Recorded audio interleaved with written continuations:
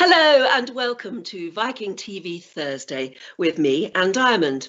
Now, it's been quite a week because I'm hugely relieved and rather excited and actually, funnily enough, a bit emotional to tell you that just yesterday I was given my first shot of the vaccine. It's interesting because I had to go to a special vaccination centre near my village and the queue was miles long, but it moved really quickly. There were at least a couple of hundred people there just in the 20 minutes that I was there. Now, I know there's a range of feeling about it right throughout the world, and I know the science says that we mustn't consider it a magic cure, but it really does feel at least like a spark of light at the end of a long, dark tunnel. Now, back to today's business and this week's guest. And oh my goodness, are you in for a treat? I am telling you, I am guaranteeing you, he is going to put a smile on your face. Now, the reason I say that is because I used to have a boss in television years ago who had a mini trampoline in his office. And whenever he sought inspiration, he would just go and bounce on it for a few minutes. Now, I know it sounds a bit weird, and he was a little bit eccentric, but his philosophy was that all you can do when you bounce on a trampoline is smile or laugh. You can't be miserable bouncing on a trampoline. Well, tonight's guest knows that sort of philosophy only too well because his business is dancing.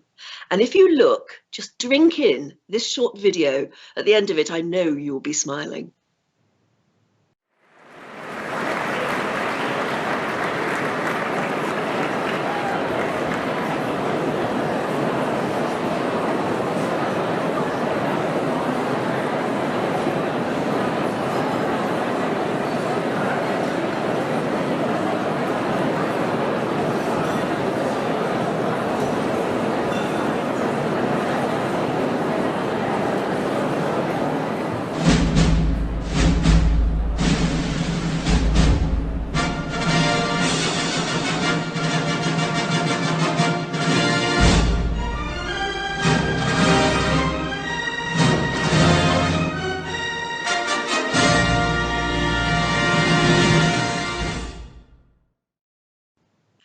Such precision, such beauty, such glamour.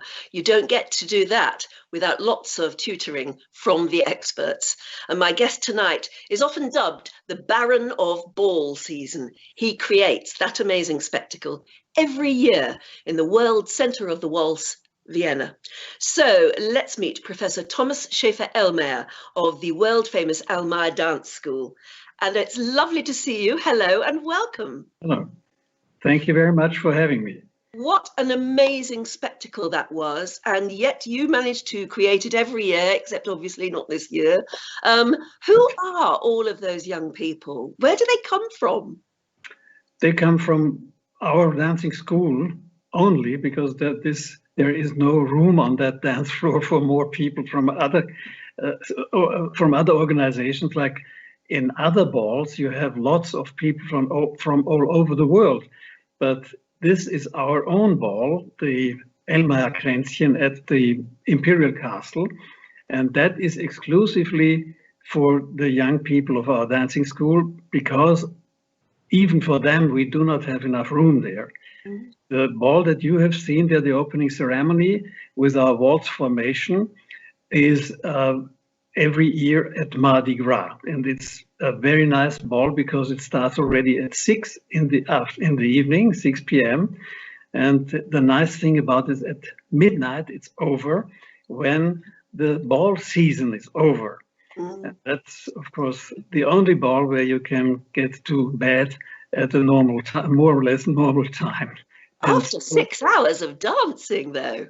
6 hours of dancing, yes. At the opera ball, it would be 4 o'clock in the morning. So roughly how many young people would have been taking part in that spectacular scene there? This year we had 640 young people. Oh. The opening ceremony that you have seen is 2 years ago and was actually the first one that was also organized by the lady that you see there in front, first time by a lady.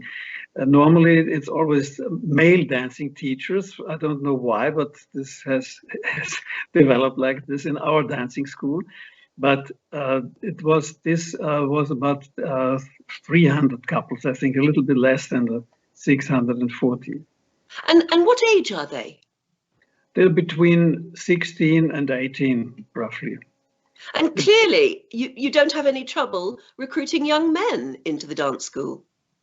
Well, on the dance floor, you usually have 50% young men and 50% young girls. Absolutely. But in the classes, we usually have more ladies. That we have to admit. The ladies are much more interested and keen in dancing schools than the boys. Yeah, but I must say, the first time I have experienced that boys are not so keen to dance was in Liverpool. I was at that time working at the cotton exchange there. And when I went dancing at night, I was really surprised. I was one of the few men who loved dancing there.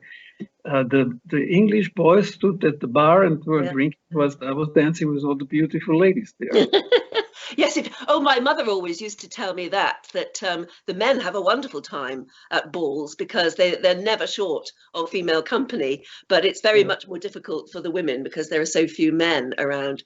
So that those young people, to get to that sort of standard, like I said, such precision, such poise, how long does it take to tutor them? But those that you have seen dancing there are the Viennese Waltz formation, our Viennese Waltz formation. They train every week, and the basic is 2 years in the dancing school, in the normal classes, and then they join. This is, for example, one of the couples of our Viennese Waltz formation. And they, of course, they are training, they are developing their own choreographies, like the one you have seen there. That's a choreography, it's a medley of various waltzes that they put themselves together. And they are very keen to show their expertise and also dance with people, for example, who come to Vienna on these Viking boats on the Blue Danube, on the not so blue Danube, but then they can perform when they come to our school. We have a group there who is also showing some of these shows and dance with the guests. So this is something that is quite often, actually every day, this happens in our dancing school when there is no virus around. Absolutely. Unfortunately, at the moment, not. We'll talk later about how the virus has hit your business, certainly, and dancing. But just looking at those pictures, I'm right, aren't I? You cannot dance without smiling. I'm fully agreeing with you. Yes, dancing, I think, is something that is at the root of the human society, of the humanity, really, because wherever you go in the world, people are dancing, even if they have no instruments. They're singing and dancing, and it's something we need. Yes, I heard on a documentary that there isn't a culture in the entire world that doesn't have dance. Isn't that interesting? I'm absolutely sure. This, for example, what you see there, what you've seen is an opening ceremony of the opera ball. And the gentleman here in front is our director, who was also part of this opening ceremony. I was standing in front there, watching the incoming défilé. Therefore, to see. I mean, it is just so beautiful, and we'll talk later about how posture and dress and etiquette is part of the dance. How many balls are there still in Vienna in a good year without virus? How many balls still go on in Vienna? Roughly 450 per year. My goodness. Yes, so that is very much a part of Viennese culture. Like I said, not in Britain so much. Unfortunately, not anymore. My first time in Britain, I was in Brighton on Sea. There was a youth orchestra competition, and I experienced there the Royal Hall, where you had several floors, dance floors. It was really fantastic. And but 20 years later, I was in London once, and I asked the concierge where there would be a dance hall. He didn't even know that ever existed. Oh, that's sad, isn't it? But yes, sadly, certainly in Britain, dancing is a sort of celebrity attraction on television, but it's not something that's as rooted in our culture as in yours. We saw there a picture of you teaching our very own Karina how to dance. And I was saying last week, she was slightly reluctant to sort of do it in front of everybody, but she made us a lovely video. I thought you would enjoy this too, and this really does explain how the waltz culture sort of took off in Vienna, and your part, the amazing part that you personally have played in that story. Let's have a look at that now. The waltz was once the most scandalous dance in Europe. Its provocative moves and intoxicating atmosphere causing an uproar in the 18th century. While forbidden by the church and authorities, behind closed doors, the nobility embraced the waltz and the romantically formal ambiance that accompanied it. Eventually, Emperor Joseph II opened a few balls to the public, fueling the Austrian passion for the waltz.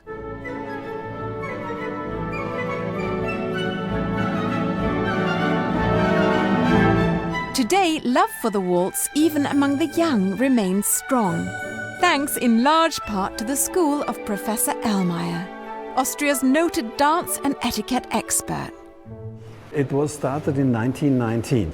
My grandfather was an officer at the Imperial Army, a cavalry officer, and of course there was no army anymore after the First World War, and he thought how to be in a job again where he had to do with young people. That was his objective. He read a book of an officer who was in the Grande Armée of Napoleon, who founded a dancing school in Paris.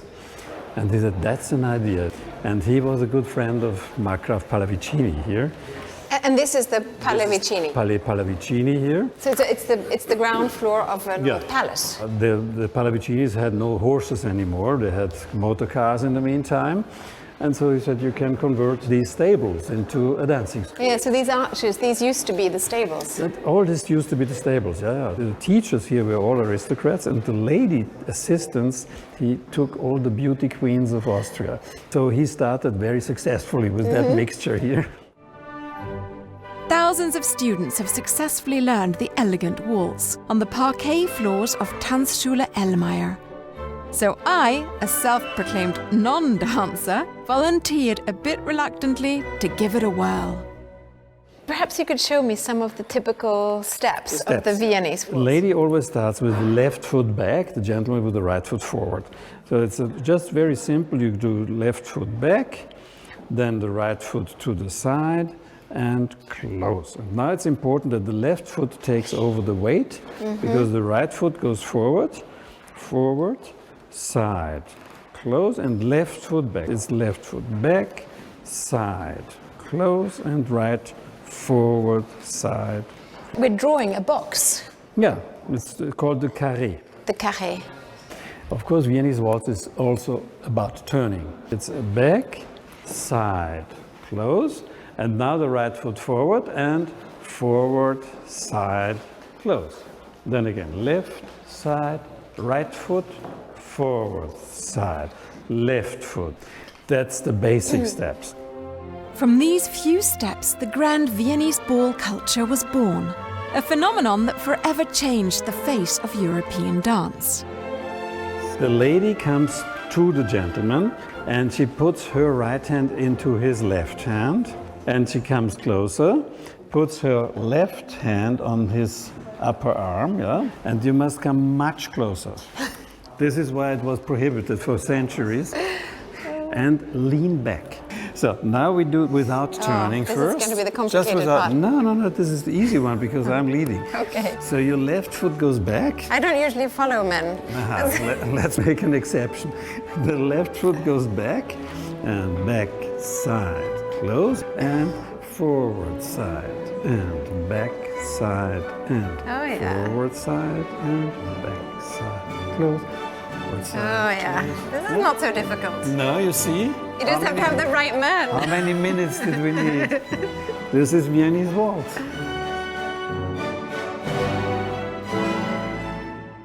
There are about 450 ball festivities in Vienna every year.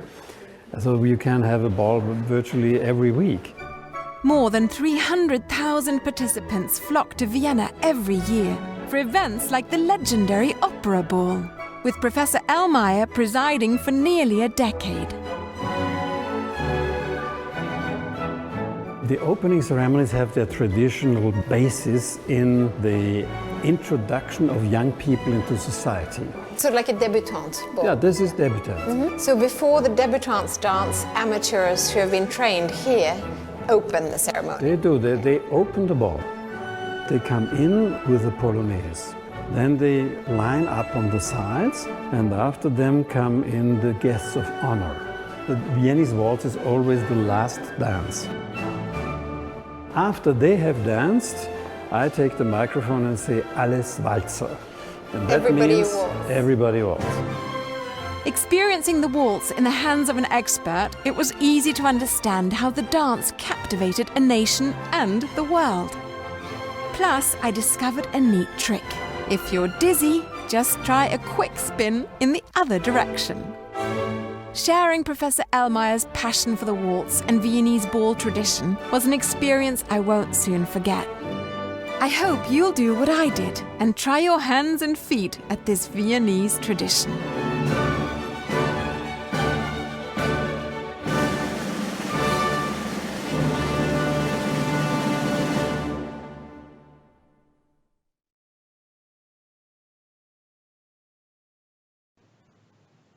Wasn't that wonderful? But like Karina, Thomas, I think I would be very hesitant and rather embarrassed. And I certainly wouldn't want to learn in front of a camera. But interestingly, I know that you are now a judge on the Austrian version of Strictly Come Dancing or Dancing with the Stars, aren't you? Not anymore. I have been for 12 years. Oh, my goodness. But not anymore. This had to change also. I mean, 12 years. 10 years actually, but there were 2 years where there was no program. But these 10 years are really enough, in my opinion. I can imagine. What sort of a judge were you? Were you very strict? It depends, really. On Viennese Waltz, I was very strict. That I admit. But on the other dances, I think I was rather lenient. The only thing that I always said at the beginning, these were the 4 judges that we started with, at the beginning of the show, that no matter who is entering the floor, I have great respect for anybody who is daring to enter the floor to join this show, because it is really very, very demanding, no doubt about it. On the other hand, I must say that everybody who has participated, even if it was extremely tough, they always said they would never want to miss that time. That was really some very special experience for them. And many people have told me they always lose weight. They've never done so much exercise before. Yes, because you have real tough training. Everybody's losing weight. But it must be hard. I don't know if you were aware of that. It must be hard to learn all of that discipline that often goes into years and years in the ordinary world. You've got to learn it on camera and quickly. Yes, it's extremely difficult. It's really, it's sometimes nearly a miracle. And part of the thing is that the motivation of the trainers is extremely high. They want to win, they want to be dancing star, and if their partner, their celebrity with whom they are dancing, is not able to keep up with them, they can be quite tough on them, really very tough. And it's surprising, isn't it, that some celebrities from the world of sport, people who have won gold medals at the Olympics and are really disciplined and trained and muscly and all the rest of it, they turn out not to be particularly good dancers sometimes. Sometimes, yes, and also their training is sometimes in the way, really, because they train a different attitude. Yeah, for example, a downhill skier is not training to be standing right up. So in the contrast, he wants to be down and as small as possible in order to have very little wind against him, or a very good streamline. And when you're dancing, you have to have a completely different attitude. This is really very difficult, and especially difficult because they have the muscles up there who are preventing to be in this attitude all the time. Now that's interesting you say that, because I've already got a question coming in from Regina in Los Angeles. She says, when I have watched professional dancers performing, the lady leans very far back, arching her upper back, which is such an attractive pose. I wonder if the male partner must be quite strong to support her. Is it necessary to spot, as in ballet turns, to avoid becoming dizzy? And what aspects of the waltz are judged for points scored in a professional competition? There's a lot to go into there, but it's interesting that she's noticed. Yeah, it is one explanation why the lady is leaning back is also very easy, because the lady usually has far less weight than the gentleman and is also a little bit smaller, and therefore she is offsetting that disadvantage in weight by leaning back. So you can swing around much easier if she's leaning back, and it is not so tough for the gentleman to hold her there because she is holding herself really. It's in contrast, he must not press her against him. He must leave air and space for her, and she stays close to him all the time.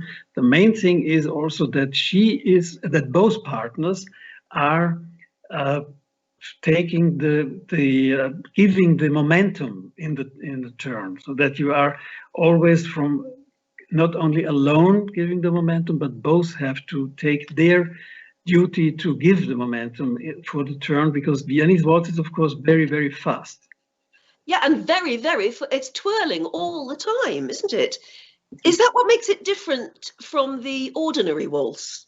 The ordinary waltz, the English waltz, is of course only half the speed, but much more difficult, because English waltz has lots of figures of different positions, and is about the same difficulty of slow fox, which is the most difficult standard dance. Really? They're both not so fast, but both are very, very technically refined, and therefore a lot more difficult. You have lots of different figures and turns, and that makes it much more difficult. Viennese Waltz is very easy to learn, because as a beginner, you just have 6 steps to repeat. In English waltz, you have lots more of different figures, and this is a lot more difficult. But do dancers get dizzy? Because you're going round and round and round with your partner, but usually in formation dancing, you're also going round in a larger circle as well. I mean, I think I would get dizzy. Don't your dancers get dizzy? Well, if you are at the beginning, you easily get dizzy, but it's similar perhaps to a sailor who doesn't get seasick. The more you dance, the less you have the problem to getting dizzy. And it's just a question again of training, isn't it? Now, you said earlier that you were in London and Liverpool on business, because you didn't start, although your family have been running this school for a long time, you were a businessman before you decided to devote yourself entirely to the school. What made you make that decision? The decision was, at the time when I was making that decision, I was head of a high purity metal division in Germany, and it was an extremely interesting and demanding job, because it was a high-tech product and I was traveling around the world all the time. And the main reason was that the dancing school Elmayer and the Viennese ball tradition, and also the manners and everything that is in part of our business in Vienna, is so unique that I thought it is really worth to devote my life to this special business that is not anywhere else in the world. And the reason I think that why it is so unique is because the Viennese population is so fond of it. Yes. We have just celebrated 100 years of Dancing School Elmayer, just before the COVID struck the whole world, this pandemic. But there we found that about 200,000 people living now in Vienna went to our school. And that is more than 10% of the Viennese population. Yeah, well, you see, that's what we were talking about earlier, isn't it? It's so deeply rooted in your culture and traditions. So talk us through some of the pictures from your family album here. We've got some lovely... Now, this is where it all started, is it? Yes, that is my grandfather. He was a cavalry officer in the First World War also. And he, after the First World War, was first working at a ministry, but he wanted to start something on his own. And funny enough, a book, a novel actually, about a French officer at the end of the Napoleonic War also was in the same situation. There was no Grande Armée, and he founded a dancing school in Paris. So this gave him the idea to do that. So it started with him, and then obviously he started to devote his time to a dance school. I think we've got a next pictures of, I think it's him again, rehearsing for one of the balls. Yes, that's him rehearsing for one of the smaller balls, actually. And there's another, I think. There we go. This is wonderful old photographs, aren't they? That was his assistant who became our director then. And this is the first ball rehearsal at our dance school, and the lady is Mrs. Tobisch, who was organizing the opera ball for a long time. It's the first rehearsal of the opera ball at our dancing school. Yes, and I think we've got a picture there of that opera ball. That was it. What year would that be? No, this is another one. Ah. This opera ball was the very first of my grandfather, who actually had the organized the entire ball at that time in 1935. And you see him here back to the camera. Ah, yes. And see the debutants coming down these stairs who are not anymore existing, because his aim was, or his idea, to have one big dance floor, including the stage and the spectators' room. And that at that one, it was not yet materialized. It was too expensive. But when they saw this first time, from then on, they also made it possible. So after the war, during the end of the Second World War, the state opera was bombed and had to be rebuilt completely new. And when they rebuilt it, they considered already that it should be already included that you can remove the seats and make one large huge dance floor. Mm. Okay, well, look at the next picture in the family album, because they've all got a story to them. Now, who's in that one? Well, this is my grandfather with the hat on. Yeah. Next to him is my mother, and below is my sister and myself. Which one are you? The little one? No, I'm the bigger one. Oh, that's a beautiful photograph. And yes, exactly, that tells a story, or not only of your family, but obviously of the school and the dancing that you have been such a huge part of. The next picture, I think, is of, now, who's that? That is my grandfather again in 1920. What are they doing? And that were the dances at that time. Yeah, these various dances like old tango and Boston, and dances that we don't teach anymore in these days, because at that time that has changed a lot. You know, Charleston and Boston and all these things are not anymore so popular. But the year before last year, in when we had this 100-year celebration, we were revitalizing all these dances. We were showing them again and teaching them again. Yes. And finally, this picture here is again of Willy? That is again Willy, yes, Willy Elmayer. And this is in his uniform as a cavalry officer at the Imperial Army. Now, you see, I find that so interesting because watching the precision and the etiquette, of course, that you teach, that is part of the whole look of the Viennese ball, it's very militaristic at times, isn't it? There's clearly a link between the military and dance. Especially as regards the marches, of course. The music is very often comes from the military. And you can see that the famous one is the Radetzky March that every year is played at the New Year's concert by the Philharmonic Orchestra. But in principle, of course, the real dances like waltz or polka or things that have nothing to do with the military. That is music that comes from the people, from the folk music really originally.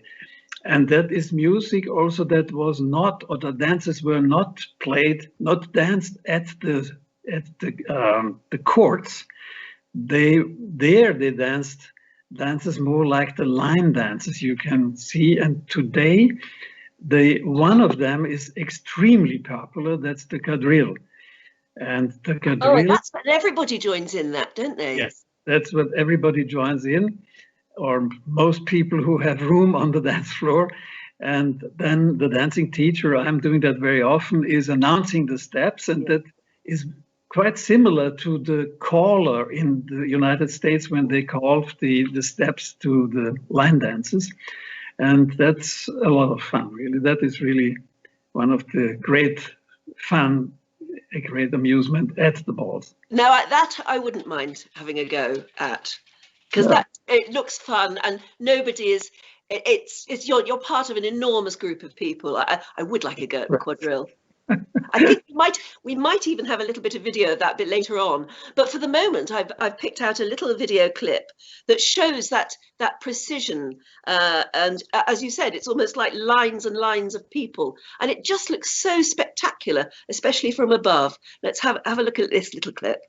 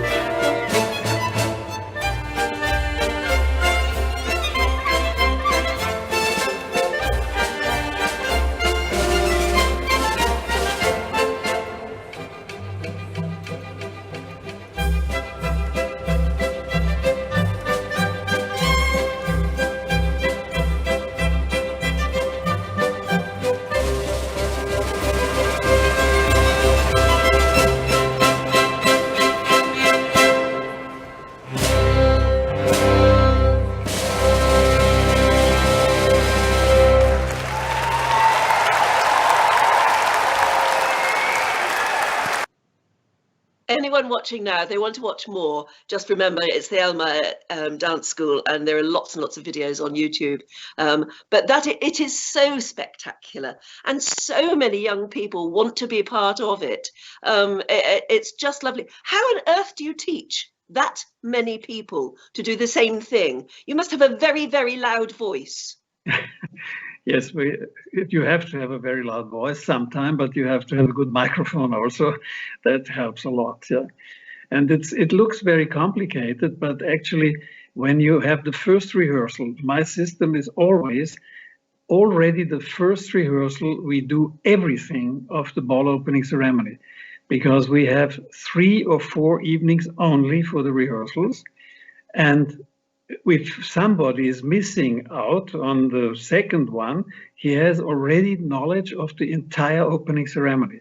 Of course, on the first day, it doesn't look perfect, but we go through everything from the polonaise to the main dance, which is a polka or mazurka or something, and to the opening waltz. Every ball in Vienna is opened with a waltz, Viennese Waltz.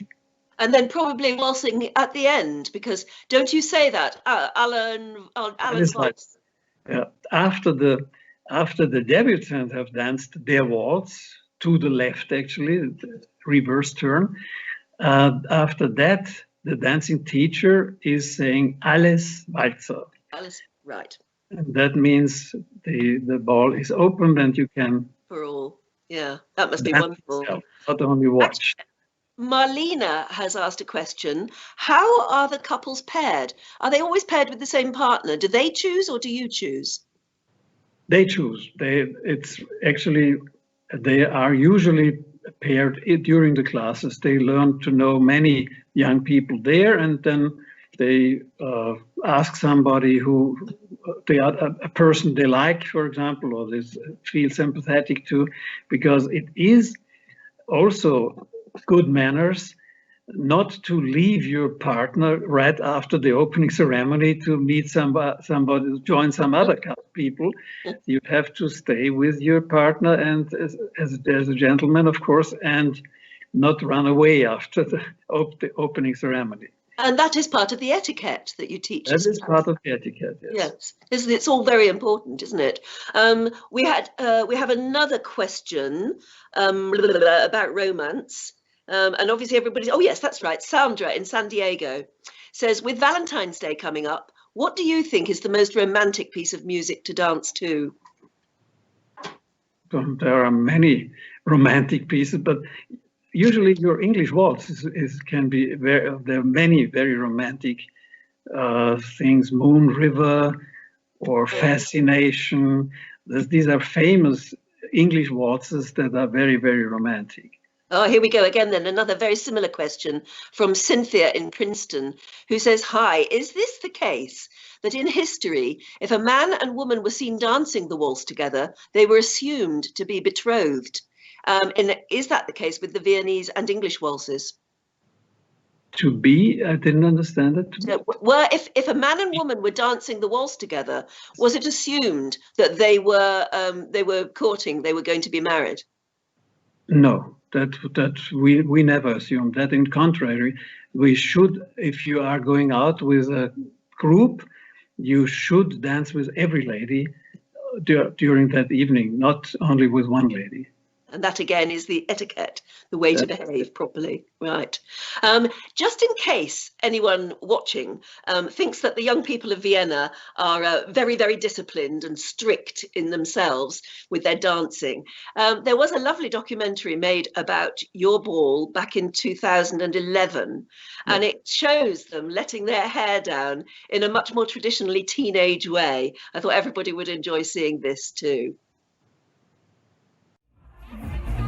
For those who didn't want to waltz only, a disco lounge offered an alternative to shake a leg.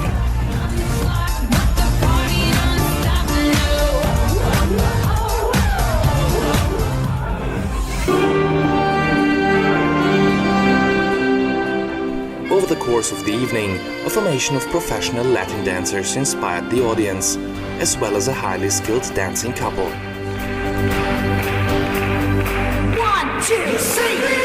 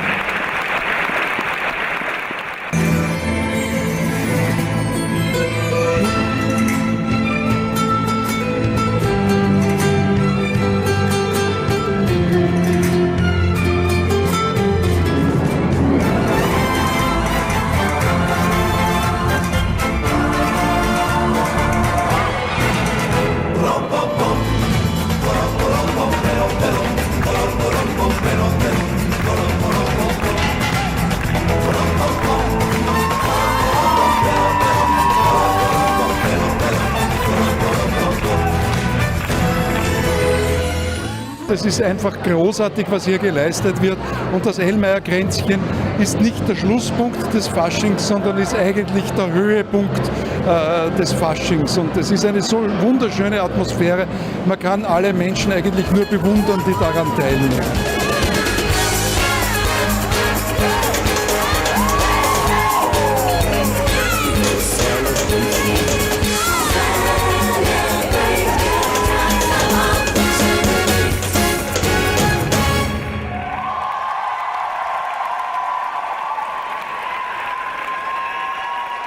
The traditional quadrille represented the final highlight of the Elmayer Kränzchen. Everybody was invited to join this historic square dance. The performing couples enjoyed themselves tremendously. Kolonne zweimal vor.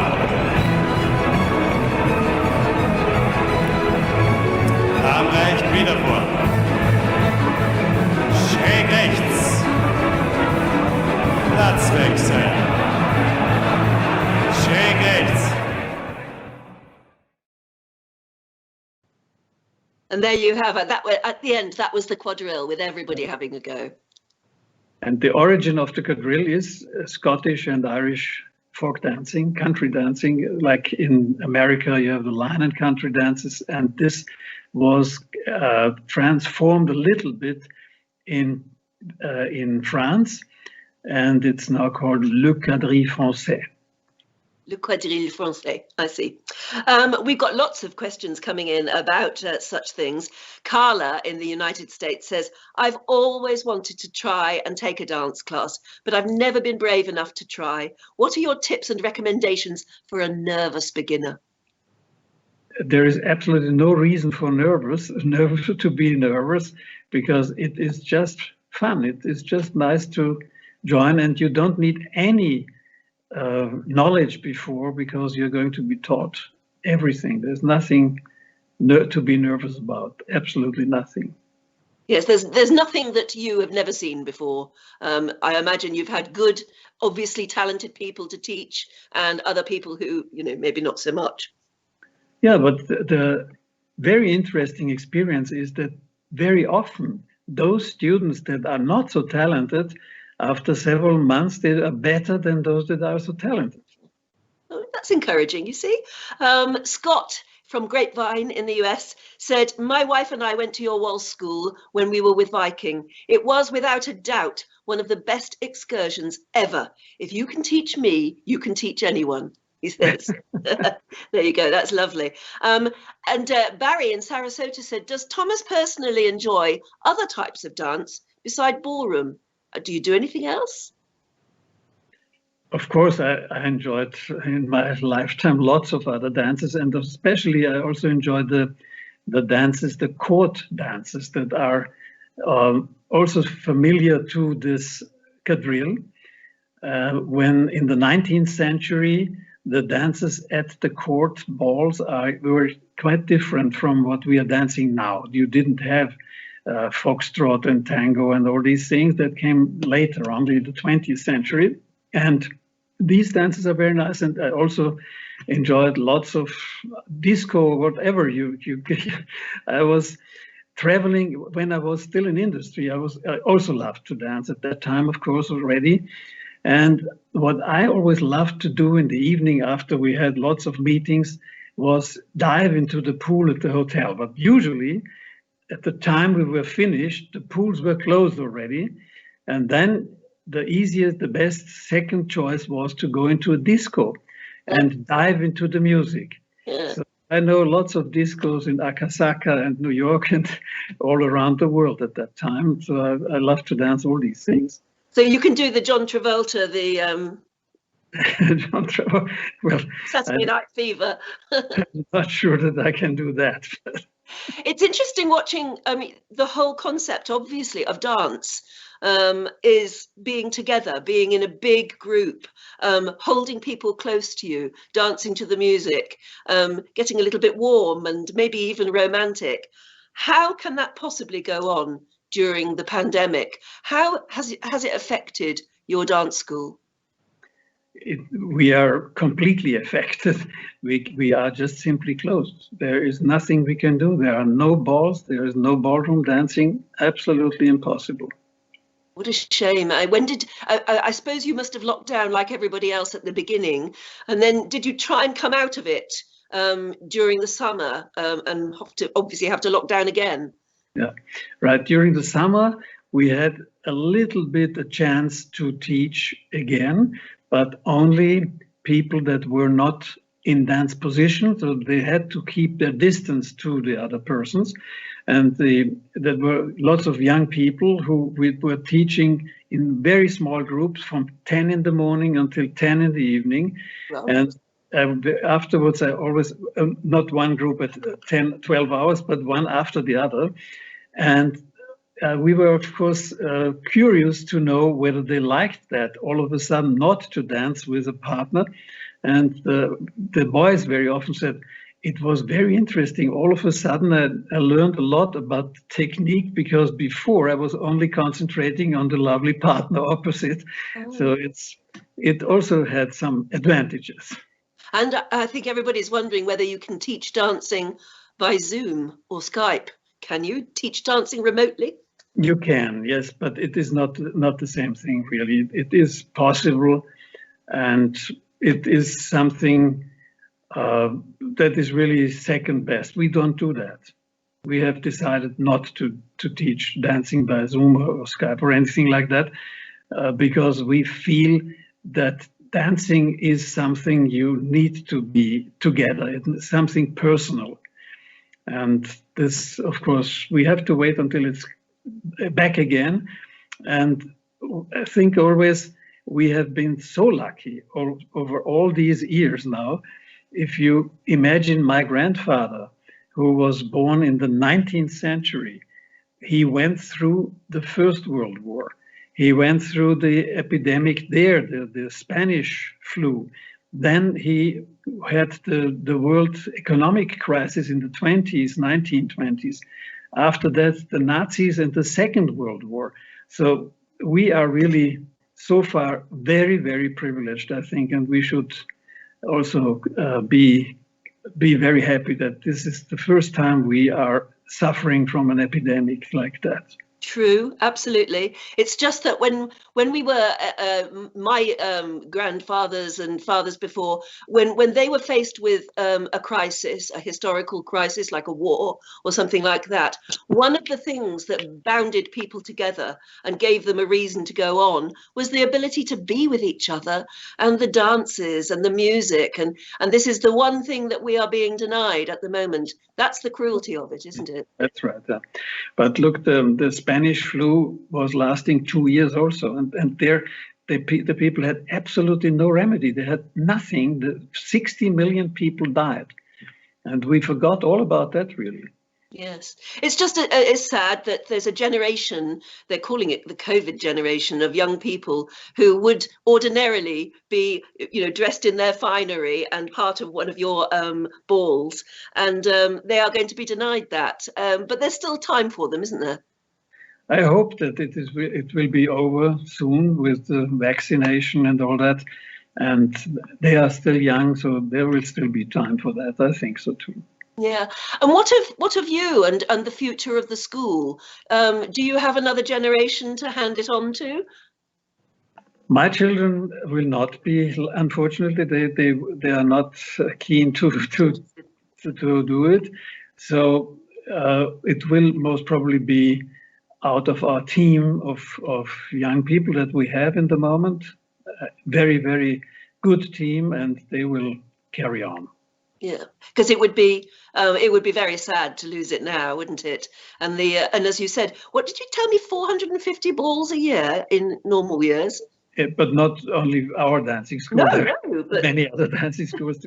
You know, when I was a businessman, I used to invite customers around the world, in London, in beautiful restaurants, or Tokyo, or New York, or Paris, and in every town you have got beautiful, fantastic restaurants where you can entertain your business partners, but only in Vienna. You can invite a business partner every week. You have the opportunity to invite a business partner to a ball. And he doesn't need to dance there. He can also just watch it and enjoy it. This is, in my opinion, a great advantage of Austrian business people. yes, and not just business people, but tourists as well. In fact, it doesn't mean you have to date your holiday with a ball. There should be a ball at the time that you're there. And as you said, you can just dress up and enjoy the glamour of the occasion. Yes, and if you don't have the dress with you, you can always rent dress also. Oh, now that's interesting you mentioned dresses, because we saw in that last clip that wonderful lady dancer in the bright orange dress, and you say she made that herself. Yes. And I suppose that again is part of the etiquette of the ball, the Viennese ball world. To have a very nice ball gown and white or black tie, yes, of course. That is very important because it's part of the atmosphere. If the guests would wear blue jeans and pullover, it wouldn't be a very glamorous situation. Yeah. It wouldn't look the same. So your debutantes, your girls in white, do they make those dresses themselves or buy them themselves, or does the school provide? What do you do? No, most of them buy them themselves. Some of them make them themselves also. Yeah. But these things are not so expensive for the young people. It must not be an exclusive designer who makes it. So a dress like that costs around 100 euro, and you can wear it a long time. And the same goes for the tuxedo or the jackets that you have there. So it's not such an expensive. The balls themselves, they are of course not so cheap, because unless you are part of the opening ceremony. Yes. And you get, most of the balls are free, and some of them have much smaller entrance fee. And you can always wear that dress again when you get married. Do you have... It's still fitting it, yes. Well, of course. Do you have many romances? Obviously, you've got young people dancing together, being very close. Do you have many romances, engagements, and resulting weddings? This is the big risk that when you join a dancing course, that there are many, many romances, but also a very good chance that the weddings or the marriages are working out, because you're meeting hundreds of young people. So you are having a very good chance to meet people who are on the same wavelengths as you are. And also friendships, long friendships. Actually, the funny thing is my parents also met at one of these balls. And at that time, my mother was the daughter of a doctor, of a medicine doctor, and my father was an officer. Oh, so yes, so romance does blossom. And talking of romance and weddings, I know that a lot of young people now who don't, or not just young people, who haven't ever danced in the past, they want to be able to dance at their own wedding. In fact, some of them want to be able to do showpiece dances. Right. Is that some of the tuition that you provide? Yes, we provide that. We are getting their favorite music, dance music, and we teach them a choreography to that tune so that they can have their own music. Very often that's actually also English waltz and not Viennese waltz, because English waltz has much more romantic, slow moves, but it's more difficult. Well, look, I've had a wonderful time talking to you. And like I said to you, we haven't been able to show all of the dances because of the problems of music copyright and things like that. But if anyone wants to see more and hear the music that goes with the dancing, there are so many videos of yours on YouTube of absolutely spectacular dances, aren't they? So people can access that if they want. Sure. Absolutely, yeah, absolutely. Well, I tell you what, I'll just say thank you very, very much, and I do hope that you can all get dancing again soon, and that your school can open as soon as is physically possible. Cross fingers and everything else. And I thought before we say goodbye, we should remind ourselves of the sort of spectacular dancing that your students are capable of, and remind ourselves of the absolute wonderful glamour of a Viennese ball. Let's have a look at this now.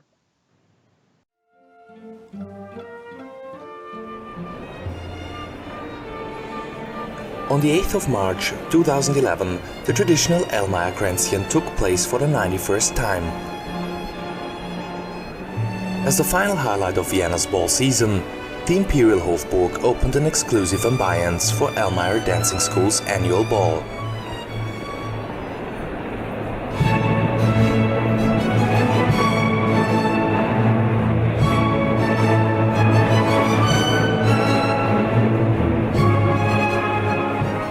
Ich erwarte mir eine wunderschöne Eröffnung. Es ist eines der größten Komitees, die es in Wien gibt, wahrscheinlich das größte Komitee bei den jungen Damen und Herren. Und vor allen Dingen sind da tatsächlich hauptsächlich echte Debütanten dabei, die noch nie vorher einen Ball eröffnet haben.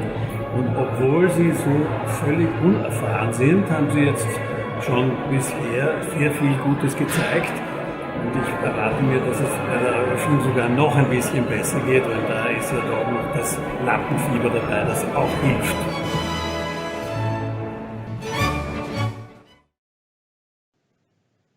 There you are. That's the spectacular glamour of one of those amazing Viennese balls. Thank you very, very much to my guest for a wonderful evening. I'm sure you've enjoyed it. We've still got more questions coming in now, but we're running out of time. So let me just tell you about next week. Here on Viking.TV, it's going to be Russia Week. And my guest is going to be the writer Sophie Roberts. She's the author of this book called The Lost Pianos of Siberia. And Sophie has traveled through the remote regions of Siberia, and she talks about the people she met, and it makes for a unique and absolutely fascinating book. She's going to be sharing more about her adventures and the people she met and the history that she uncovered. Pardon me. In the meantime, have a great week. And be safe and well. And watch out on Sunday, by the way, here on Viking TV, when you'll be able to hear the young musical prodigy Alma Deutscher. Do you remember? She was one of my guests quite early on last year. She's playing one of her own waltzes. So that's on Viking TV's Sunday sessions. In fact, she wrote a composition for last year's Elmayer Kränzchen Ball. So all our guests are linked up in that way. So watch out for that on Sunday. And as I said, next week, Russia Week. Until then, be safe, be well. And from me, Anne Diamond, bye-bye.